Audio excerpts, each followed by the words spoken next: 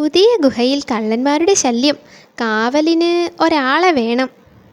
പ്രത്യേകിച്ച് പണിയൊന്നുമില്ലാത്ത ആരെങ്കിലും കിട്ടുമോ എന്ന് നോക്ക്. അമ്മാവാ, അമ്മാവന് പറ്റിയൊരു പണിയുണ്ട്, വാ. പ്രത്യേകിച്ച് പണിയില്ലാത്തവർക്കുള്ള പണിയാ. സൂത്രൻ്റെ അമ്മാവനാ, പ്രത്യേകിച്ച് പണിയൊന്നുമില്ല. ശരി, ഇവിടെ വന്നിരിക്കെ. ഞാനില്ലാത്ത സമയത്ത് ഇവിടെ തന്നെ വേണം.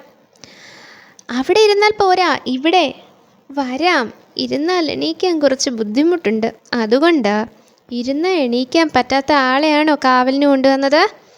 അമ്മാമ്മൻ പൊയ്ക്കോ, ഇവിടെ പ്രത്യേകിച്ച് പണിയൊന്നും ചെയ്യണ്ടെന്ന് പറഞ്ഞു. വേണ്ടി വന്നാൽ കള്ളനെ ഒന്ന് പേടിപ്പിക്കാൻ പറ്റുന്ന ആളാവണം. തനിക്ക് പേടിപ്പിക്കുന്ന അമ്മാമ്മന്മാരുണ്ടോ സൂത്ര?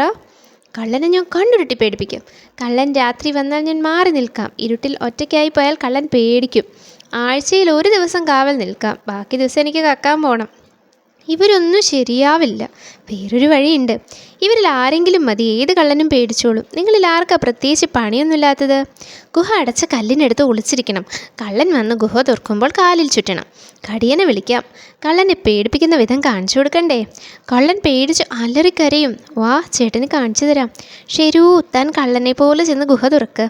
എൻ്റെ അമ്മോ, കേട്ടോ? കള്ളൻ ഇങ്ങനെ പേടിച്ച് കരയും. പക്ഷെ കരഞ്ഞത് ഞാനല്ല സൂത്ര. കല്ലു മാറ്റണേ. ഹേ, മുതുകത്തേക്കാണോടോ കല്ലുരുട്ടുന്നത്? ദ്രോഹി. ആഹാ, അനിയൻ്റെ മുതുക് ചതച്ചിട്ട് ഇവിടെ താമസിക്കുന്നത് ഞങ്ങൾക്കൊന്ന് കാണണം. 10-12 പാമ്പുണ്ട് ചേട്ടാ. ഇനി ഒരു കള്ളനും ഗുഹയിൽ കയറില്ല.